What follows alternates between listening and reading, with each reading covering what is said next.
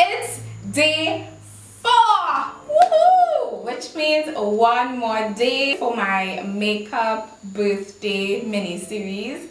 I just want to take this opportunity to thank each and every one of you who keep coming back day after day, staying in tune with my new videos. I just want to thank you all so much.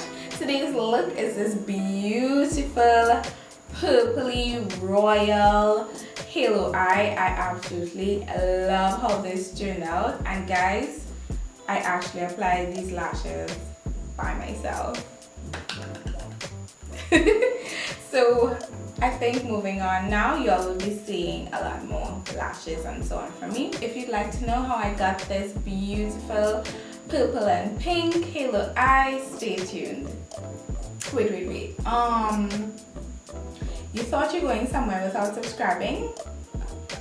Nah, fam. Join the family. Hit the subscribe button and the notification bell. You'll always be in the know when I post a new video.